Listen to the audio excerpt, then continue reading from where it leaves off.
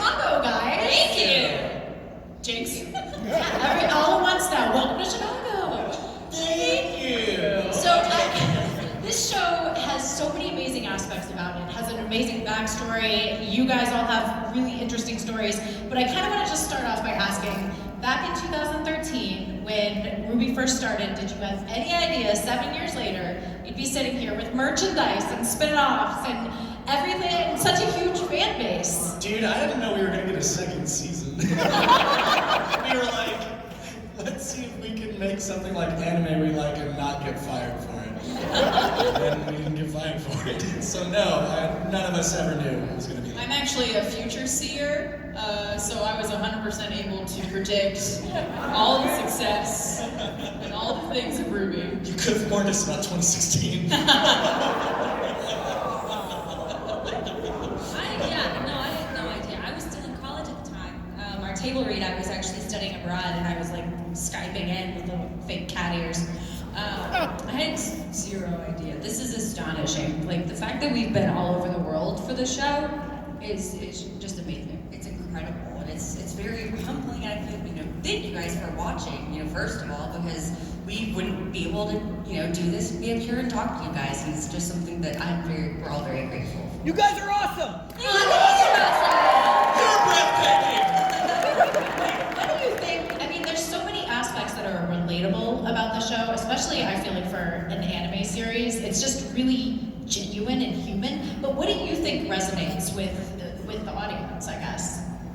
I think this was kind of something for everyone. Like you're saying, everyone has their own individual issues and something to go through. And I think all the characters, no matter who you are, there's a character you can relate to. No, exactly. All of the four main girls definitely go through their own diff stuff. Any stuff? Good. Real good. It's Friday. Like Weiss has got her family issues. Yang has got the PTSD.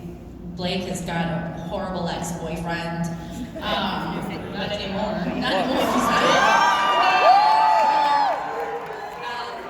Yeah, I agree with Kara. There's just something in it for everybody. If you feel a little bit different, it's a nice way to be reminded that you're not alone in your difference. Yeah, it's also, I think, really special to see any fandoms come together in any way where people find a common interest or fandom in any sense, and they could find people who are like them in a lot of ways and want to talk about R.W.B.Y and other things, and I think that's just so special. Something we didn't quite realize until hindsight, but I think something kind of cool about R.W.B.Y is that it's a universe that's fun to imagine yourself in the same way that, Harry Potter has, which wand are you going to get? What's your Patronus going to look like? Which house do you get sorted into? Which broom do you buy? Like, all those things that you get to have fun with as an audience member, reader, whatever, imagining your own characters or what you would be like there. Like, R.W.B.Y has a lot of that too. Which color would you be based on? Which fairy tale or legend would you be inspired by? But yeah, all these other things. Which school would you go to?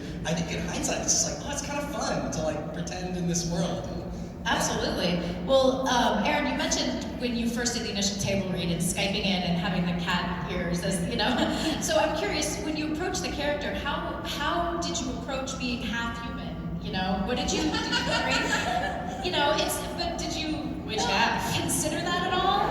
Or? No, not really. I never really considered it as, it didn't play a big role in the way I approached her, because she is still like a person. A person, that doesn't describe species, right? It kind of does. Anyway, I don't know how to do this.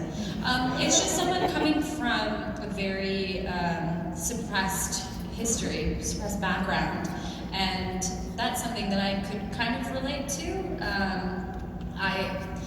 Bisexual, and I was very nervous about coming out with stuff like that back when I was in school, and it's stuff that you feel like you have to keep to yourself, and so whenever you go to a new place, like I switched schools, so it's something that you kind of want to be able to talk about, but you can't, and it's a whole weird thing. So I use that more so than anything else. That's really interesting. Yeah. That's good as an actor to take that aspect of your life and be able to apply that.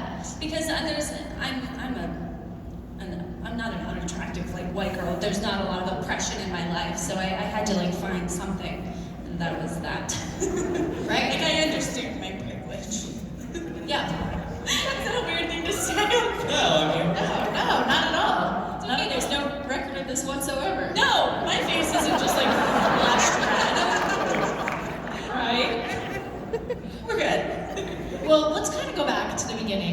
before the table read, Kara, there's a really sweet story about, you know, the show being pitched to you as you're sitting at a reception desk.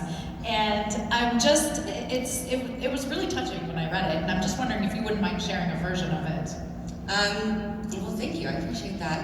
Yeah, well, Monty, basically, we were great friends, you know, before R.W.B.Y was even a thing, and I was the receptionist at Rooster Teeth, and Monty approached me and said, you know, hey, would you like to, I have an idea for a show. And I was like, great, I've never, you know, okay. I've heard that a lot at Rooster Teeth, you know, people have ideas for things, and he said, well, I would like for you to do a voice in it. I have this idea for fairy tales, and he just started going into it. He said, you know, you mentioned Barbara first, and said, you know, more of a, you know, Goldilocks based on that. And then he kind of said, you know, no one really knows a lot about you. You know, you sit, you know, at the front, and I think that there's more to you than people give you credit for. And I kind of, you know, I mean, Weiss isn't really a princess, but I can see you as one. But he didn't, and I was like, oh, Monty, I'm a princess, you know, of course, but. He doesn't have his Monty way where he would want Oh, yeah, sorry. half asleep. I see you as a princess. It was one of 2 hours of sleep. It was one of those pauses where he just kind of sat there and then squinted and goes, you know, yeah, I can see you as a princess. Yeah. Weirdly methodical about how he decided everything with that, but that's very fun. Yeah. He would always end every sentence with, you know what I mean? And you would go like, yes. Even if you did, you had no idea what he was talking about, you'd be like, yeah, absolutely. I literally took out a notebook when he started telling me, because he just went off. He And started told me taking the notes? entire thing. Okay. I'm not kidding. I still have that notebook. I still have those notes. I would love to see that notebook. It's amazing. It was so fun. And then I did that. Now to see where the show is and what the original, it was pretty interesting. It's fun. Right. And so you guys have started on volume 8, right? Yes, Yes. we are currently working on writing for volume 8 myself. Eddie Rivas, Carrie Shawcross. Is Kiersey here? What? Oh, Kiersey didn't make it. Kiersey Burkhardt is also here at C2E2. Wait, she's here? Yo, Kiersey, stand up! Kiersey's a writer on R.W.B.Y and she's awesome! Yeah! My queen! I love you! I was your queen. You're the heiress, actually. Princess. That's my line. But yeah, no, we are deep into R.W.B.Y Volume 8. Both Kiersey and I felt guilty that we were slipping away this weekend, but honestly, I think we need the breather. Here's an exclusive. Yeah, we're currently, as of next week, we'll be working on episodes 11, 12, and 13 of Volume 8 to wrap up writing. It has been a journey, but it's definitely, Volume 7, just logistically, was one of the most complicated volumes, just in terms of, I mean, the number of characters. Like, we were really excited in the years leading up to Atlas of like, yeah, we'll have this really cool reunion for a lot of characters. And then we got there, and then we were like, we have all these characters here. And there's a lot. And they're not shadow characters. They're not shadow people anymore, yeah. I think one of the critiques we got for Volume 7 was that, like, because there was so much going on with the plot, we didn't have a ton of time for character moments. And honestly, we felt that super hard in the writers' room, just being like, can we at least just have a second for one of them to say hi to the other one? But Volume 8 is has anyone here not seen the end of Volume 7? Then they shouldn't probably. Well, don't worry, I'm not going to spoil a ton of stuff at the end of Volume 7, but it's a doozy. And Volume 8 is much more complex, but I think we've learned a bit from Volume 7, and we're trying to do some interesting things with character pairings and trying to find a way to make a very big story a little more approachable and bite-sized and much more palatable for like a 15 or so minute runtime. But God, I don't know how long I've been talking, but I feel like it's been for too long. I just wanted to say hi to Kiersey. Hi, Kiersey. Hi. So, but you know, it's interesting because I feel like season 1, there was definitely like a lighter tonality to it. And then Barbara, with your character, when you lost the arm, I felt like that was kind of the first like real like, oh, what's Yeah, it's, I feel like that happened in Volume 3, which I think is the volume that kind of turned Yeah. R.W.B.Y on its head. Here it is. a lot of crazy things happen, especially in the last 3 episodes there, including Yang's disarmament. So how did you find out that was going to happen? I actually found out that was going to happen before we started recording R.W.B.Y at all. Oh. If you actually watch back the yellow trailer, there's a quote at the beginning about being asymmetrical. So, yeah, Monty told me about it essentially like while we started recording Volume 1, and I was like, that's cool as hell. And so, okay, that leads into a great question for you, Miles. How far do you know down the road now? So we have always had our sort of, we just call it the R.W.B.Y roadmap, which are just high-level plot points that we've just had since, before we started production on Volume 1. We kind of knew, working on Red vs. Blue, which is a super wonderful show, super happy to be a part of it. One of the tough things with that show is that we say, as long as people keep watching it, we'll keep making it. And that's hard to do. And so we wanted our show to have a definite ending in mind when we started telling it. As to how we get there, that's always been kind of loosey-goosey. Something that Monty instilled in us was like, you have to be adaptive. Like, you need to be flexible, you need to bend and like roll with the punches, and like if something's not working, change it up.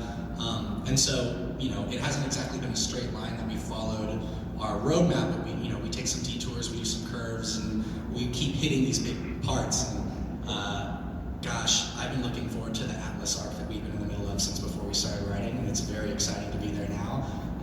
And we still have some big things that we're going to hit after the Atlas arc is over, however that turns out. So, there's always been an ending in mind, but we've also kept a lot of wiggle room there, because you never want to just stick to something, because then if you just have an idea that's been unchanging in your head for years, by the time you get to it, you're not super excited about it, or maybe you've gotten used to it. And, always just keeping that flexibility and that ability to kind of like roll with stuff and change things up, as long as you're sticking to the heart of the show, then it's worked pretty well so far, I think. So what would you describe as the heart of the show?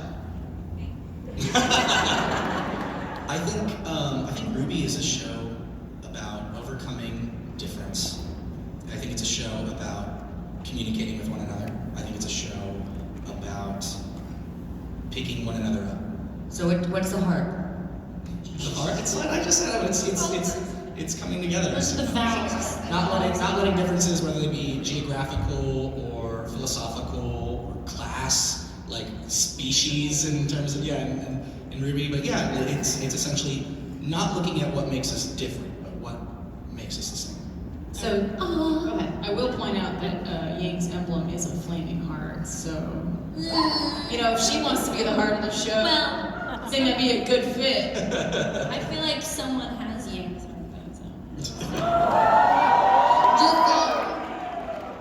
So when you talk about coming together, this is another interesting thing. When was the first time you guys all came together as the cast? Obviously with the R included, who's not here, but Yeah, the irony. Like, is it like recording together? Or is it Like the first convention we did together. well, the first time you guys all hung out as a group, because I imagine we actually knew each other. Yeah, we all knew each other prior. Actually, we weren't friends though. I mean, we were friends, but we all had our own little groups. But now I think conventions really allow us to come together and see each other. We're kind of like sisters in the sense that like we hate each other, but we love each other and go away for forever. Like I make fun of her all the time. I'm not nice, but it's like I know she loves me, and I give jabs back. It's okay. But I'm definitely aware of. Yeah, we actually, so all of Team R.W.B.Y and Miles and Carrie and everyone like that who works on the show, we all work for the same production company and friends of production company. So we all kind of came together that way. So I already knew Kara from working with her for a couple of years at that point. But I think the first con that we did together, other than RTX, was MCM Comic Con in London. Really? RTX. Or was it Dallas? I don't think I've ever done Dallas. I remember what I wore in London.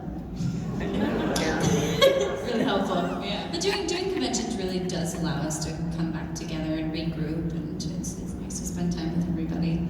Because we don't record together. The only time I've actually with anybody else. Barbara and I rehearsed the scene that Blake and Yang had together at the school because we wanted to make sure that we got it right because it was such an important scene. You're talking the volume 2 Yeah. childhood flashbacks. Yeah.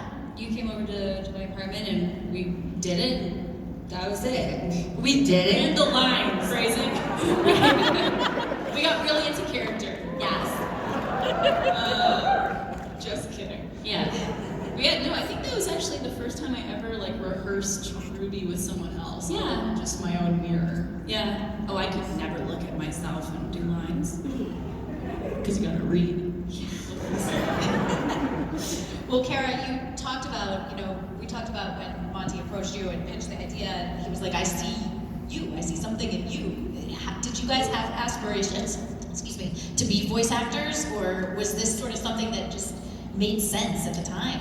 I think it basically made sense at the time. I had thought, I don't have any acting or theater background, which I think is unique in that aspect, but I studied communications in college, and I think that actually did really help as far as the voice acting goes, because I had to learn all the different emotions of like human face. Now there's I think 10 or 12, I can't remember them now. But you had, in communications, we had to portray or do an emotion through our voice, and people had to guess in the class like from a million different things what you're doing, and I won. I got everything right. I told Monty that when he said that, of course. I was like, oh, that reminds me of a class. What you've just described sounds like what aliens would go to learn how to be human. There are many emotions, fear, and the others. Yes. You will be learning all of them. Yes. And you had to do all of them with just your face or either just your voice. Yes, the human face, which we all have. Yes. But no, so I think it was something that was definitely a learning experience. And in the first couple of times I recorded, actually Miles had to be in the booth with me because I was too scared and nervous of the microphone.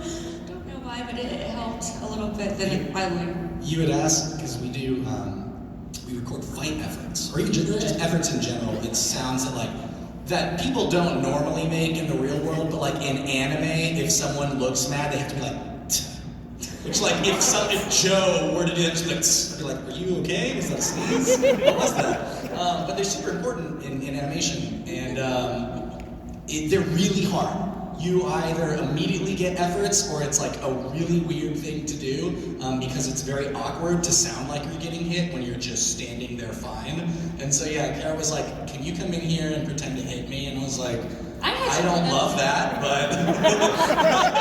And it still works now, even through the window. Well, it's fun. Yeah, we typically call doing efforts God. pooper sex. Super sex. Because it's like it's a lot of sounds that sound either like you're pooping or you're doing. Yeah, lifting stuff isn't. Yeah. Like it's like that's like a whoa. Alright, is he okay? Whoa. Alright. Sorry, this got real blue. There was one time I still remember this. I made you and Carrie crack up because I had to do a series of really quick punches, and it just sounded like I was a dying fish. What does a dying fish sound like? It was just that. Sounds like Yang. That was good. Thank you. Yeah. Yeah, I've been practicing. I had a theater background. I had always been in like the local theater. No, I scratched my head. I knew I was gonna sound like a douche when I said that. I've always been in the theater. No, I played a fly in A Bug's Life at my local children's theater. But I honestly didn't recognize that voice acting was a job, because if you watch something like a cartoon or if you watch a commercial, you don't really realize that there's a person talking. Like, you know they're talking, but you don't realize it's an actual human being doing those things. So while I did want to be in the artistic and the entertainment industry, I didn't realize that this was a viable option. But I was always that kid who picked up accents really quickly, or did weird little voices and stuff. And so it just sort of fit, I think. I know you guys want to ask them some questions. There's 2 mics in either of the aisles. And while they bring the lights up, let me just ask you guys, as your own self, what semblance would you guys have? keep yangs because I'm very clumsy. And so if I could get stronger every time I stub my toe on my coffee table, that'd be pretty handy. That'd be great. No pun intended. Oh gosh. Maybe sun, so that someone else would do the dishes while I cooked.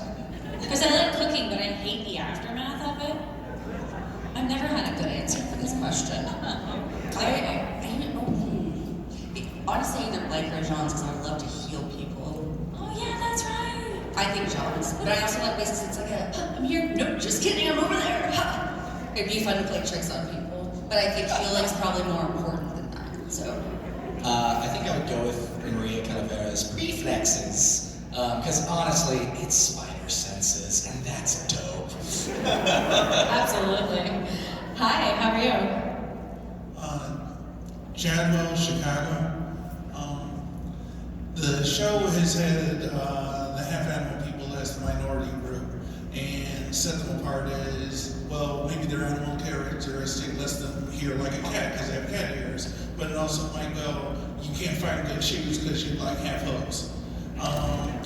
But since like they're fighting their way out of the minority group with all the plots that have been resolved and all the work that has been done by the characters, it seems like synthetic people, like the Protector of Atlas, is becoming the next new minority. How are you going to set her and her kind of new culture, new experiences apart from the rest of the population? So it's not just, oh, they're different, we hate them, but they're their own group with their own identity. I think it's a wonderfully insightful question.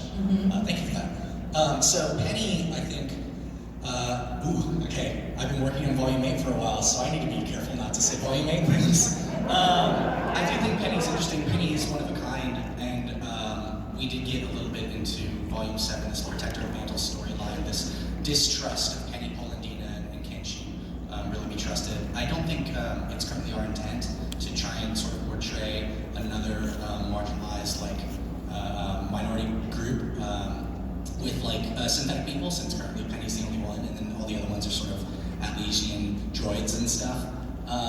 But I also think if we were to do that, we would want to make sure to take the time to do it right. I think, to be completely honest, we were 22 when we started writing R.W.B.Y, and when you're young, you want to be let's make a show about good things and have good morals, and let's touch on this, this, and this. And we were I think it could be really interesting and really important to have a show with there's some segregation, and let's talk about racism and minorities and stuff. And I think we were a little too ambitious for a 15-minute, at the time, 5-minute long show, especially with just two white guys writing it. I think as the lore and the characters of R.W.B.Y continue to get bigger and bigger and bigger, we want to continue to try and make our writers' room bigger and bigger and bigger, and mainly more diverse. I think the more voices you can have in a room with a varied background will ultimately give you something better, because everybody brings something to the table. And like we said earlier, at its core, that's kind of what R.W.B.Y's about. It's all these people not coming together for one thing and understanding that we're all people on one planet, all trying to get along. And so I think that's a super interesting question. I think we would want to make sure that we do something like that right, and take the time to really flesh into that and stuff. So I don't know if I hope I answered your question. I just kind of blah, blah, blah, but that was a great question. Thank you so much. Yeah, thank you. Thank you for kicking us off. Hi. Hi, my name is Kayla. I'm from here in Chicago. I wanted to ask the question of when a lot of animes especially start getting bigger and the fandom grows, you start getting that hard negative voice out there. And I know that I'm on Twitter a lot and I see it a lot, and you always seem to stay so positive. How do you, not necessarily personally, but how do you deal with quieting that negative voice for yourself so that you can keep bringing forward such a positive image and such a positive show? Another really good question. Yeah, that's a great question. Hate is gonna hate. I will say, it's not easy, and there are days where it really gets to us and really brings us down. And it's, for me personally, negativity online has really affected me and hurt me. But those are just days where I just don't feel as strong and I can't handle handle it as well, and I think it's okay for that to get to you once in a while. I don't think you have to be so strong and brave all the time, because sometimes it just wears you down, and that's all right, because you'll get up the next day. And for me, I try to pay the most attention to the people who just want to enjoy what we're doing, who support us, who find happiness and joy out of what we do and what we make, who found friends from what we do.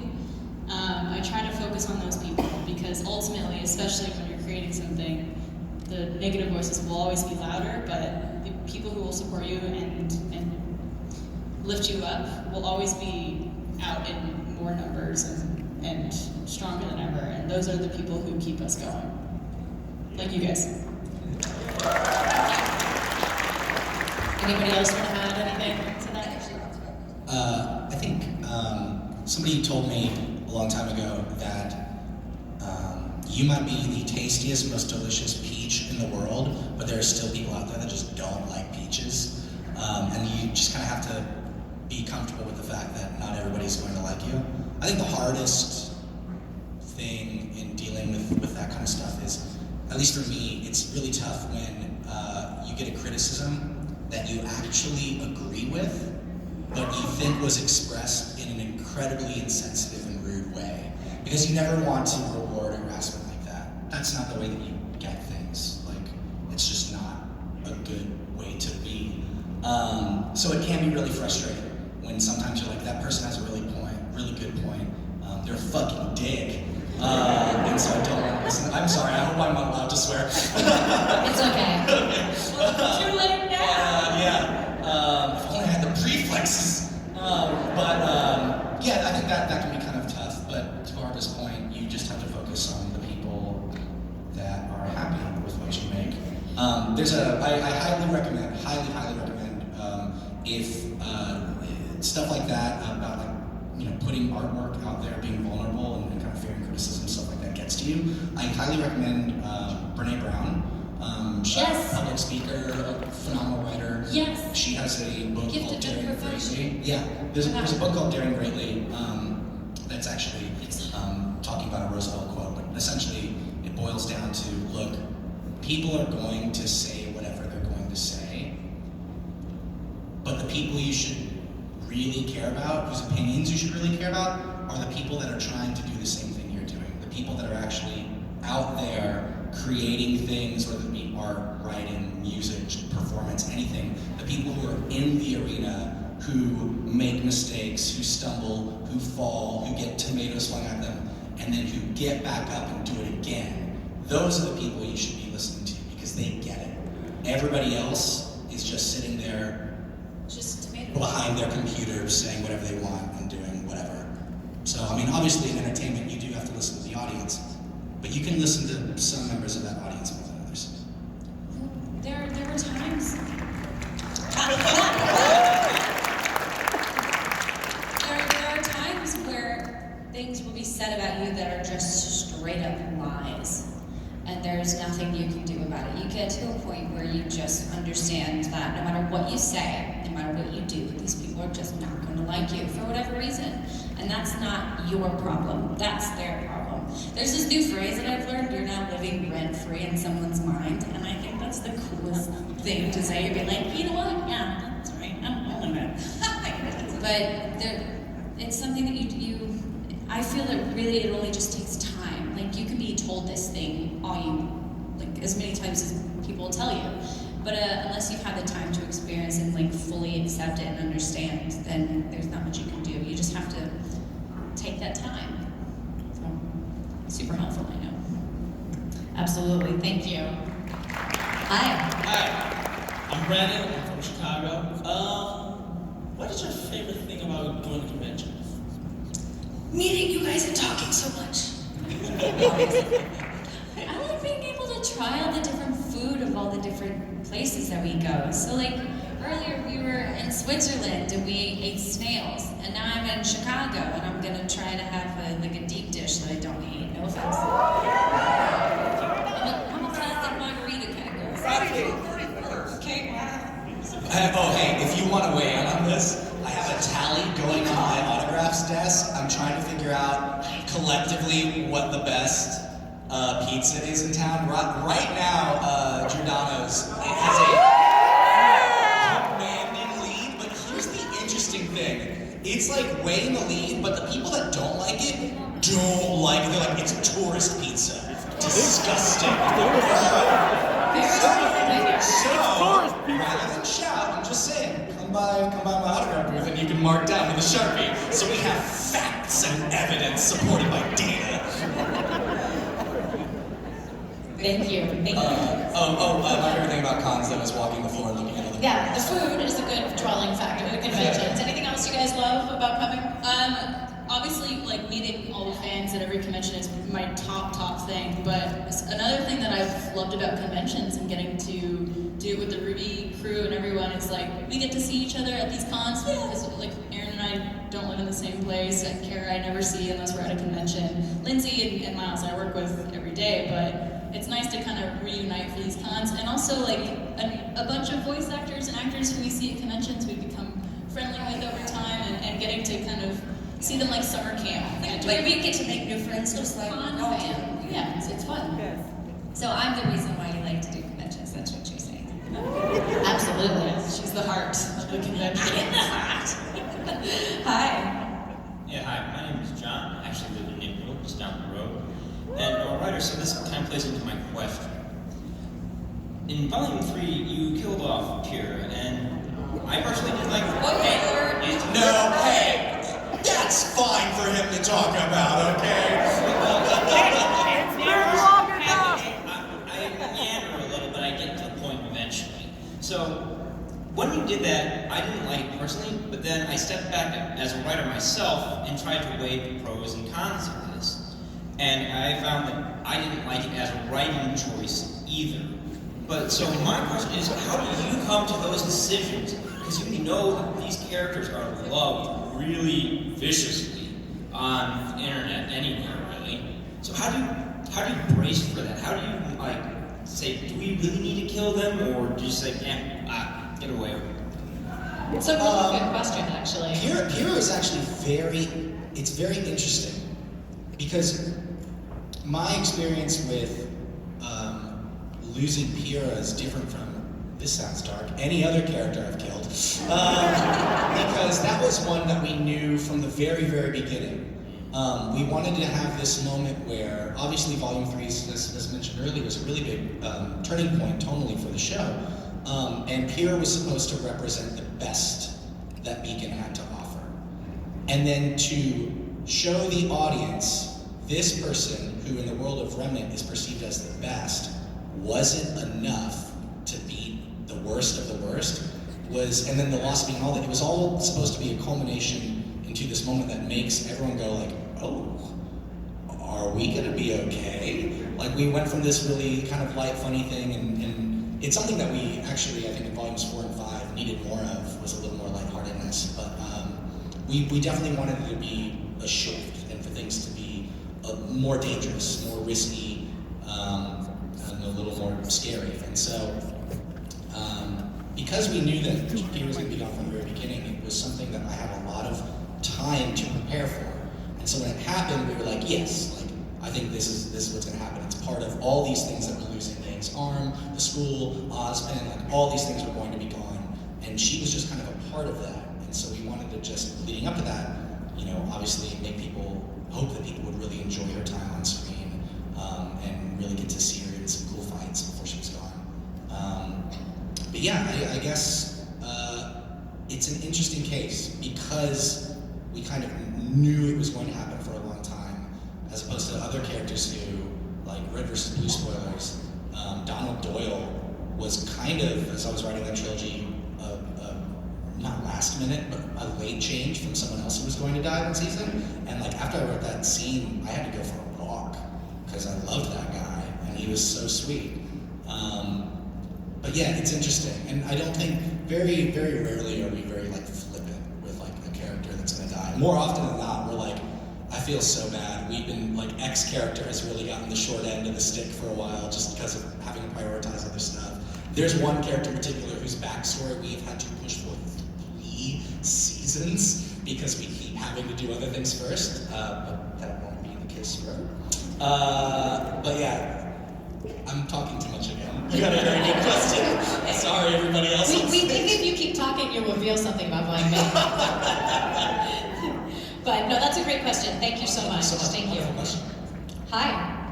Hi, Zach from Rockford, Illinois, and I'm really interested in kind of like the production aspects of shows. Like I like researching kind of the cycles of like from writing to animation to voice acting, and I understand that when the show's like it keeps getting kind of like bigger and bigger, so the production kind of keeps ramping up, so to speak. So I guess my question is, how exactly do you, like, have you needed to adapt, like, not just financially, but also just, like, as far as, like, structure, and, like, how do you kind of meet those kind of challenges in production when it kind of keeps going? I can do my best to answer that question. I haven't been a big part of the production for a while. They put me in the writing hole. But a very high-level answer to that question is yes, absolutely. Structure is absolutely important. You think of art, like cartoons, as like a very like, oh, loosey-goosey, and like its expression. It's super not. I mean, it is, but it isn't. That stuff, you can't do that without structure. It's a production, especially an animated production, is a huge train that is just barreling at these tremendous speeds that cannot stop nor turn on a dime. And so you need to have months and months of planning and preparation. We would be absolutely lost without our amazing production staff, our producers, our team leads, our directors. Shout out to Crewbie. Shout out to the Crewbie. I love they do magic all the time. Yeah, no, I mean, you have to, and there's also things you have to keep in consideration. R.W.B.Y isn't the only show that we make. Rooster Teeth Animation employs several people. We have, a 2D department. When Screw Attack became part of the Rooster Teeth family and Death Battle became a big thing, like that's technically under the Rooster Teeth Animation umbrella at this point. You have to think about when does another show finish their production schedule, and then do we have something for those people to move on to? It's one of the reasons why we're so far ahead with R.W.B.Y writing was because we wanted to make sure people had jobs. Like, we had to make sure that, like, scripts were going to come in X many months earlier so people could roll right onto that out of R.W.B.Y Volume 7. And that it leads to challenges. And fortunately, I think, our new heads of animation, Joe and Sean, have done a really remarkable job in helping us transition into a better working environment for everybody and trying to make sure that we can take on the right amount of jobs with the right team. And it's interesting, you'll learn things too that like you didn't expect. Like, for example, when Genlock Season 1 production wrapped, hopefully you guys enjoyed that show. It's super cool. At first, some of the higher-ups were like, oh great, we can really help out R.W.B.Y by giving you guys 20 animators. Again, I'm just pulling numbers, I don't know actual numbers. Like, we'll give you guys 20 animators. And Carrie has to say like, actually, that might make things worse.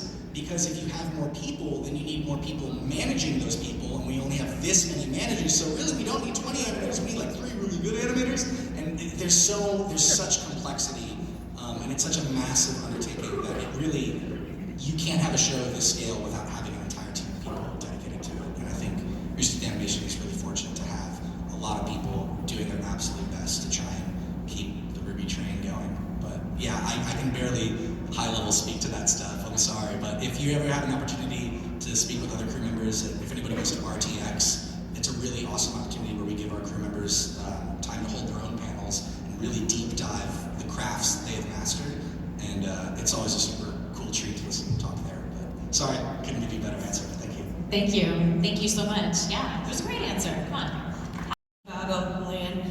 So R.W.B.Y 7 has had a lot of characters that I felt that grew as far as like how their characters go.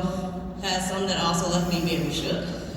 So are there any specific characters that impacted you that you've seen in Volume 7 specifically? I feel like I've been talking. Characters that impacted us? Are there characters in Volume 7 that really impacted you guys? Well, we did get to, well, I guess we're talking about everything that's out there now. Seeing Weiss's mom for the first time, I think was pretty interesting, and something that everyone's been waiting to see. So I think that actually seeing her and Weiss interact, I think answered kind of a lot of unknowns for people. Like, oh, kind of when we first met Winter, a lot of people kind of understood Weiss a little bit more, just seeing that background that she came from. And I think seeing her mother did that as well. I forgot his name. This is horrible. The guy with the dog tail. Marrow. Him. Because he's a like what are the Aesop's? He's like a hot dog. Oh gosh. Hot dog and pretty kitties. But he's a faunus, and it's never ever talked about. And I think that's awesome. I think that's how things are supposed to be. Like, well, for me anyway. Like if someone's got something different about them, like someone's sexuality or their race or maybe these are trading places that I don't have the space to talk about. But it shouldn't be like a plot point. It's just them. It's just who they are. Like it doesn't define them. It's just a part of who they are.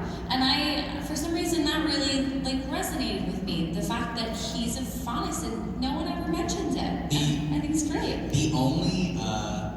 The only person that was ever going to mention it, and then this ended up getting cut because I made chapter 3 too long, was Blake. Blake and Mara were originally going to have a small conversation. No, doesn't always have to go there. Blake and Mara were going to have a small conversation about it in chapter 3 of volume 7, as Blake enters in and is kind of investigating to see what's on the other side of the landslide. She and Mara are just on comms and they have a nice conversation about it that I would go deeper into, but hopefully we're going to get some of that info on the screen in volume 8, so I won't talk about it anymore there. But yeah, no, yes, Mara's the goodest of boys. He's kind of my favorite. I love that. He's a good boy. He's so freaking good. I love Mara. Neptune's. Watch yourself, Neptune. It's gonna be Mara here pretty soon. I don't know if I would say impacted by, or if it's a new character either. But he felt like a new character in this volume, which is Ironwood. He shook me. I'll just say that. I was shook. Is it the beard? He's the Iron Daddy, is what we call him. Literally the whole crew calls him Iron Daddy. He's got a good butt. Yeah. He walks away in a very serious way, but I think I did a live stream while I was watching this, and I was like, he's going crazy, but he's doing okay. Iron Daddy would do in his squats. Yeah. I think mine with Kara, Willow Schnee, I had the opportunity to write the first scene between Weiss and Willow, and that it came from a very personal place. The Schnee family is really sad, and they're introduced as you get everything from Weiss's point of view. To your point, when you first meet Winter, you kind of understand why Weiss is the way she is, and as you in volume 4, you meet Klein, and you kind of see, this is how Weiss survived, and you meet Whitley, and you're just like, ugh. And but what I was really excited about was when we got into Atlas, we realized why Whitley is the way he is, and that there's a much bigger tragic problem affecting the Schnee family. And to be able to have this moment between a mother and a daughter whose relationship has not gone the way it should, it was a very complex scene that was kind of intimidating, but I was super happy with how it turned out, and everybody's performances in that scene was phenomenal. And shout out to the directors too that handled that really wonderfully. So yeah, no, that was like one of the biggest scenes and characters was finally getting some time with poor Willow Schnee. Thank you so much. Thank you. Great question. Thank you. Hi. Hi, my name is Will. I'm from Lyle. What up? Hi. So in the beginning of R.W.B., volumes 1 and 2, you kind of started with in-house voice actors, basically who was around the Rooster Teeth office. But from 3 on, you started getting into more bigger, well-known names like Chris Sabat. Caitlin Glass. Aaron Dismuke. I can go on. But as fans yourselves, how surreal is it that you see your characters doing voice lines along with people that you've been a fan of growing up as well? Is this real life? I'm not over the fact that I've worked on a scene with Caboose. Like, I didn't even realize, this is not Ruby, and I apologize, but it's the same thing. I didn't realize what I had done until Miles had been like, you've been in a scene with Joel, like you worked with Caboose. I'm like, oh my god. Because I remember having the volume 1 of Red vs. Blue on DVD where you could like order a t-shirt from a packet that was inside the box. And I loved Caboose. But now I've been in it and I've talked to Caboose. It's great. I feel good. All the voice actors we worked with, that's the one. Yeah, I'm not like super,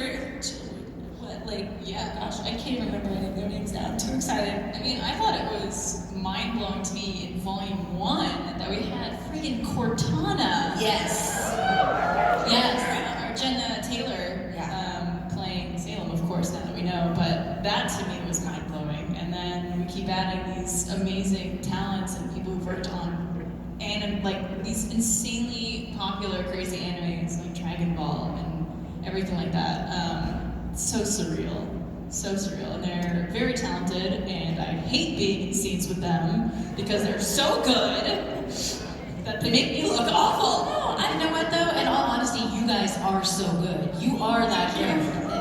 It makes the show good. I feel like their good performance just amplifies our good performance. Like meeting Elizabeth Maxwell, who voices Winter for the first time, was it clicked. Just even our personalities, we became like best friends instantly. But it was also something that I was able to look to her as an older sister in real life, because she's been through so much more than I have as far as voice acting goes, and she knows so much, and she's so intelligent. And she really did help me. She's great for advice, whether it be about the show and voice acting or anything. So I think being in a show with these kind of these actors of this magnitude is something that when you see it on the screen, it's crazy and amazing, and you want to pinch yourself, but at the same time, it's like everyone is really, really nice and wants to help you, and it's kind of like a little community family. It's great. So the first time I worked with Chris Sabat wasn't actually on R.W.B.Y. It was for Red vs. Blue season 14, our anthology season. I wrote and directed a trilogy of episodes that got titled Mercs. And I was so scared because I'm like, dog, it's Vegeta. What? I was so excited. And so, a lot of the times we will record remotely with actors. And Chris, we were talking over Skype. It was before we went live on the call. And I had hardly any idea what to expect from Chris. But I was like, okay, just be professional. And I got on and I typed well, Chris, we're all ready to go on our end, so please just, whenever you're ready, just let us know and we'll hop on the call. And I see the little typing thing. And he responds, all right, let's fuck this popcorn stand. And I still don't super know what he meant by that. But he got on, and he did it. He was great. And that was, my gosh, I love every opportunity I get to work with Chris. He's so brilliant, he's so talented, and he's so funny. I love getting to work with that guy. Did anyone eat the popcorn after? No, that was, I don't think I'm ever going to forget that. It also, what was great too, I don't know if he knew I was so nervous, but it immediately de-stressed me. It immediately made me feel comfortable, and we had so much fun, and it was a really great experience. That's why thank you. Yeah, thank you. It's great when you get to work with someone you idealize and you admire their work, and then they're a cool person. Yeah, absolutely. Chris is, so cool. Absolutely. I don't think we work with a single shitty person on R.W.B.Y. It's really great. Everybody's so wonderful to work with, and the cast is it's insane, the people that have contributed to the show, and we're grateful for all of them. Absolutely. So I just want to put it out there. We have about 10 minutes left, and I know there's lots of people in both the lines. So let's, we'll just try to, you can stay, you already asked your question. Okay. We'll try to get through as many as possible, because I know you guys, are here to see them. So take Miles' mic away. I was going to say, I'll shut up a little more. Not necessarily. We're just a storytellers. What you Do we do? do one-word answers? Would that work? Rapid. One-word answers. I think we're over here now. My question was actually like kind of a rapid one. So everybody's had like a big moment, whether it was Weiss with her father, Blake and Yang with Robin. What was your guys' favorite scene from Volume 7? Oh yeah. I blacked it out. The whale. Yes! I cracked. It cracked just now. I'm losing my voice. I blacked out a lot of Volume 7. I feel my moral is memory. My memory is horrible. I'm really killing it with the speaking and the talking and the words. The whale. I blacked it out. I liked the fight with Team Ruby and the Ace. That's what I was gonna say! Oh, that was cool too! The little stretch Armstrong. I love that. Okay, Stretch well, Armstrong. I like the Willow scene a lot, but honestly, I think that gives me personal feelings. Is like one of my favorite moments in Volume 7. I love Penny. She's a precious being. We don't deserve her. I know. I wanted her back. when Penny, when Winter is talking with Penny in the hallway, Oh, yeah. and she says, you know, there's a line, and I don't want to mess it up, but it's a really sweet line. She's like, everybody. While you figure that out, okay. Oh, the part where we're struggling with your emotions? That one, or the one at the Sheen Manor, where she's like, I don't understand. We're going really fast. Go ahead. When Great question. No. We'll work on the answers. Come to me when I was. Yes, thank It's on you. your phone. Oh, I My disagree. life, yes. My life. That's doesn't great matter. one-liners. Just like, I love that. I was like, thank you. I enjoyed Nora's passive aggressive go at Ren.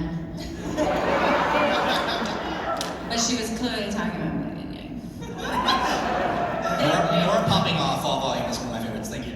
Yeah, thank you so much. Hi. Hi there. My name's Dylan. I'm from the Rockford area as well. I just got a question about a product that I saw a while back.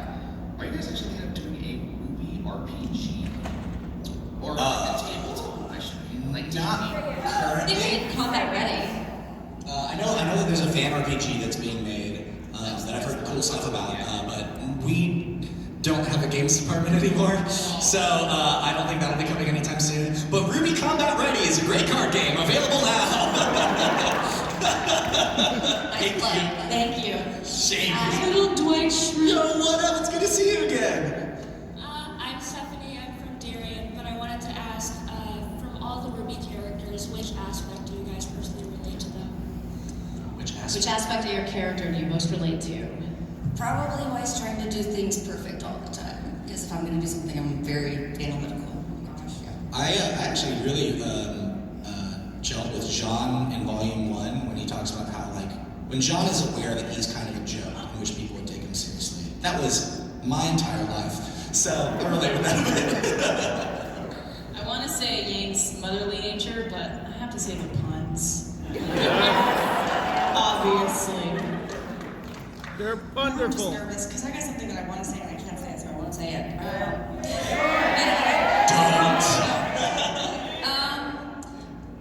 Oh God, I like books. Thank you. That's a great question. Thank you. Thank you. Hi. Hi, I'm Maddie. I'm from Evanston, Illinois, and my question for you guys is: in the world of RWB, there's like so many weapons, different combinations. If you were in the world, would you use your character's weapon or someone else's? Mine's a sword. I would use someone else's. And it's like a heavy one too. You don't have special powers or anything. But I'd have to use it right-handed because I'm not left-handed.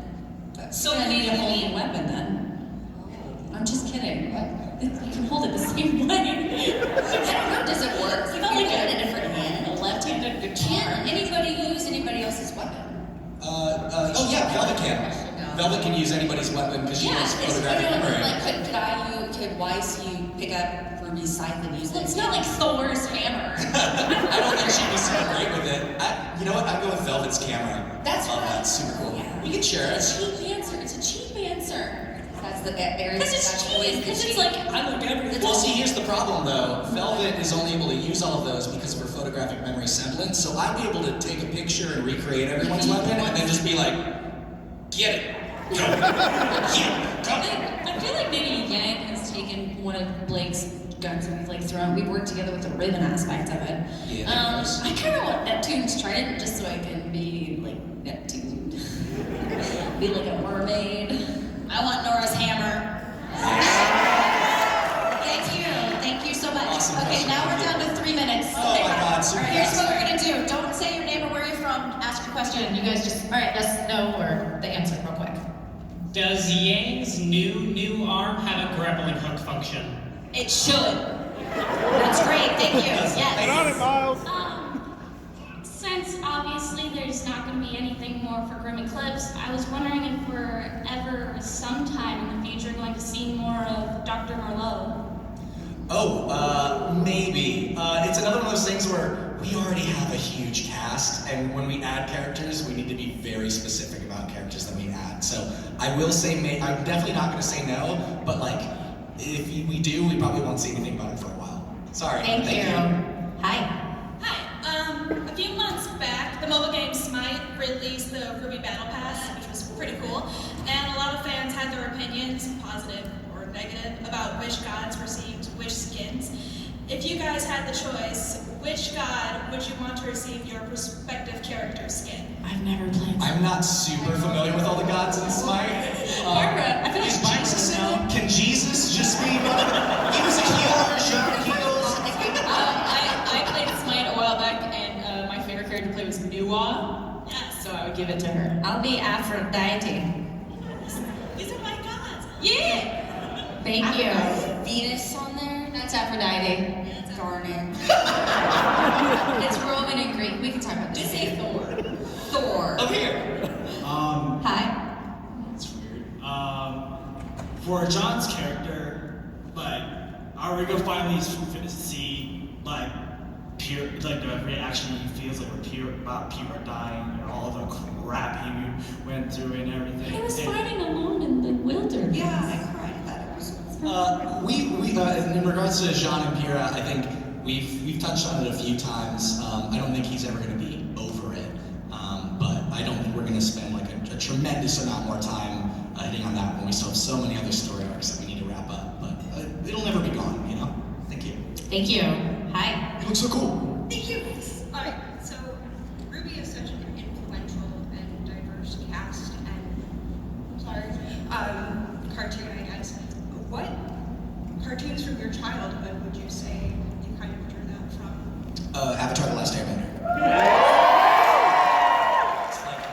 I'm sorry, it's just the greatest story ever told. And it inspires me every day. Uncle Iroh is my role model. Anyone else? Did we draw from? Rugrats. I was actually gonna say Rugrats, like Simpsons. Wait to say that. Okay, yeah. And Babies, baby. And that is. So what baby do? Thank you so much. Thank you. Hi. Okay, so despite their heroes, what type of role does the villains play? I'm sorry, what type of role do the villains play? Yeah, like Adam Torres, Salem, and Mercury and Emerald. Well, what about them? Sorry, They're the bad guys. I mean, like, what type of role do they play in? Oh, what type of world do they play? Role? The bad guys? Just messing stuff up for the good guys, mainly. Just kind of like, Causing problems. raining on their parades in a very violent fashion. Thank you. Thank you. Okay, I'm sorry, but this is our last question. Hi. Oh, you look so cool. You can come to your booth to ask us questions after. Alright, so the history of R.W.B.Y and how it has developed from the Red trailer, where I fell in love with the show from the first Rose Petal, and all the way to how it is stylistically, how it's developed story, characters, all of that. I would love to see a compendium of all of that history, like the notes that Kara has, and the ketchup napkin, and everything from start to finish. Is there a possibility that we can get that kind of collection? So, I mean, it's not gonna have everything, because that would be a million-page book that no one would buy. Or maybe like 5 people would buy it. You'd probably buy it. But we have the world of R.W.B.Y. The official companion. Yeah, the official companion just came out with Scholastic. Some of that stuff is in there. We have like storyboards, some of the bigger fights. There's the interviews with the animators that worked on it. It's super cool. I love it so much. It's on my coffee table. Yeah, so check out Scholastic. Yeah, they're the same folks that did the novels. Yeah, and the book for Peter Little. But yeah, check it out. It's really, really cool. It's one of my favorite things that we've made, and you're awesome. Thank you. Yes, thank